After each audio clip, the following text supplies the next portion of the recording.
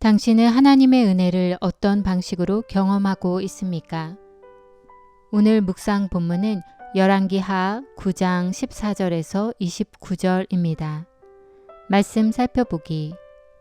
그리하여 nim시의 손자이며 여호사밧의 아들 예후는 요람을 반역하는 음모를 꾸몄습니다.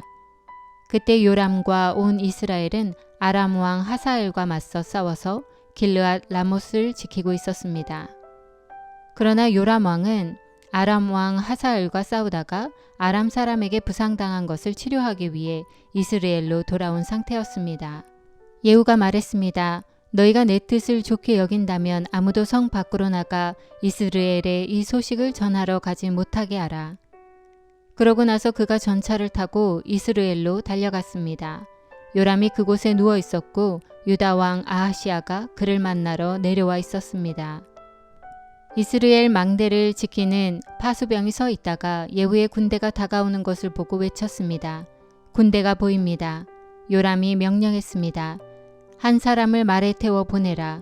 그들을 만나 평안의 소식이냐 하고 묻게 하여라. 한 사람이 말을 타고 나가서 예후를 만나 물었습니다. 왕께서 평안의 소식이냐 하고 물으십니다. 예후가 대답했습니다. 내가 평안과 무슨 상관이 있느냐. 뒤로 가 나를 따라라. 파수병이 보고했습니다. 보낸 사람이 그들에게 가서 돌아오지 않습니다. 그리하여 왕은 다른 사람을 말에 태워 보냈습니다. 왕이 보낸 사람이 그들에게 가서 말했습니다. 왕께서 평안의 소식이냐 하고 물으십니다. 예후가 대답했습니다. 내가 평안과 무슨 상관이 있느냐. 뒤로 가 나를 따라라. 파수병이 보고했습니다. 보낸 사람이 그들에게 가서 이번에도 돌아오지 않습니다. 그런데 말을 모는 것이 nim시의 손자 예후 같습니다. 미친 사람처럼 물고 있습니다. 요람이 명령했습니다. 내 전차를 준비하여라. 전차가 준비되자 이스라엘 왕 요람과 유다 왕 아하시아가 각각 자기 전차를 타고 나갔습니다. 그들은 이스라엘 사람 나봇의 땅에서 예후와 마주하게 되었습니다. 요람이 예후를 보고 물었습니다. 예후야, 평안의 일이냐? 예후가 대답했습니다. 내 어머니 이세벨이 들여온 저 많은 우상들과 마술들이 있는데 어떻게 평안하겠느냐? 요람이 뒤돌아서 도망치며 아하시아에게 소리질렀습니다. 아하시아여, 모반입니다. 그러자 예후는 힘껏 활을 당겨 요람의 두 어깨 사이를 쏘았습니다. 화살은 요람의 가슴을 뚫었고 요람은 전차 안에서 나뒹굴었습니다. 예후가 자기의 전차 사령관인 빛깔에게 말했습니다. 요람의 시체를 들어 이스라엘 사람 나봇의 밭에 던져라. 너와 내가 함께 전차를 타고 요람의 아버지 아합의 뒤를 따라다닐 때 여호와께서 그에 대해 예언하신 것을 기억하여라. 나 여호와가 말한다. 어제 내가 나봇의 피와 그의 아들들의 피를 보았다. 나 여호와가 말한다. 내가 이 땅에서 내게 갚아줄 것이다. 그러니 이제 여호와의 말씀대로 요람의 시체를 들어 그 땅에 던져라. 유다 왕 아하시아는 이 광경을 보고 벳하간으로 가는 길로 도망쳤습니다. 그러자 예후는 아하시아를 쫓아가며 전차를 타고 있는 저자도 쏴 죽여라 하고 소리쳤습니다. 전차를 타고 도망가던 아하시아는 이블루암 근처 구르로 올라가는 길에서 부상을 당했습니다. 그리고 아하시아는 무기토까지 도망쳐 거기에서 죽었습니다. 아하시아의 신하들은 아하시아의 시체를 전차에 싣고 예루살렘으로 데려와 그 조상들과 함께 다윗성 그의 무덤에 묻어주었습니다. 아하시아는 아합의 아들 요람 11년에 유다 왕이 됐습니다. 오늘의 팁 25절에 이스라엘 사람 나봇의 밭. 이세벨이 거짓 증인을 세워 나봇을 죽이고 빼앗았던 포도원입니다. 하나님은 이 일로 아합과 이세벨 집안의 멸망을 선언하셨습니다.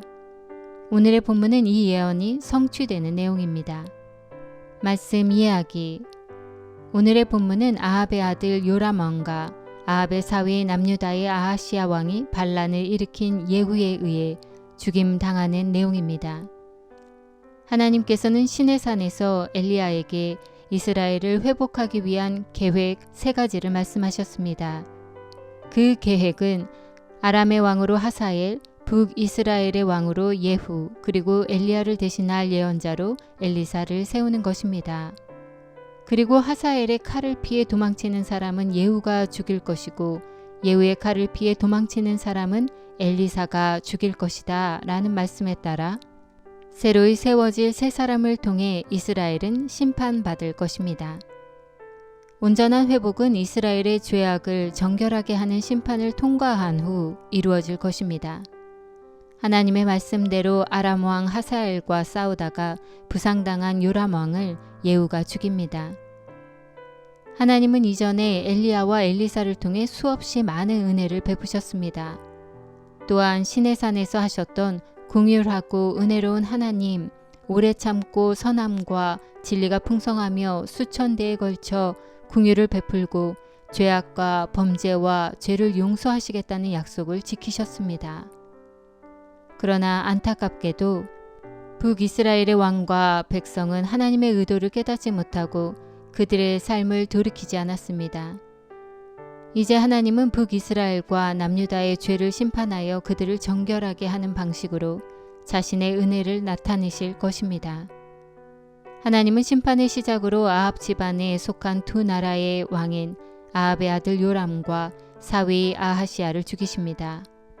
하나님의 심판은 시작되었고 그에 따라 북이스라엘과 남유다가 겪어야 하는 고난은 상상할 수 없을 정도로 클 것입니다. 이 고통은 하나님의 은혜를 무시하고 고집스럽게 우상과 죄를 사랑한 결과입니다.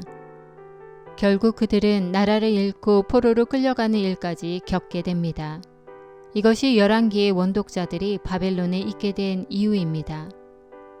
다시 하나님의 은혜를 통해 고향에 돌아가 하나님 나라를 다시 세워야 하는 원독자들은 자신들을 점검하고 하나님의 은혜를 찬송해야 합니다. 하나님은 우리 그리스도인에게도 끊임없이 그분의 은혜와 사랑을 베풀어 주시지만 우리는 이스라엘 백성처럼 욕망에 사로잡혀 우상을 숭배하듯 하나님보다 더 사랑하는 것을 만들거나 여러 가지 죄를 짓곤 합니다. 우리는 이스라엘을 반면교사 삼아 심판을 통한 정결의 은혜를 경험하지 않도록 해야 합니다.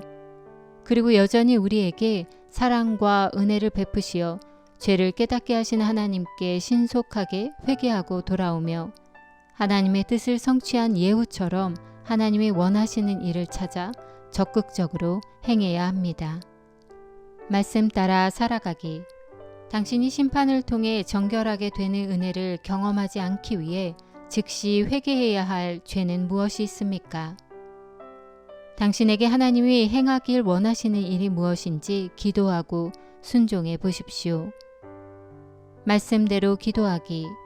정치 영역에서 섬기는 모든 그리스도인이 하나님이 사용하신 예후처럼 이 땅에 하나님의 뜻을 이루는 삶을 살아내도록 함께 기도합시다.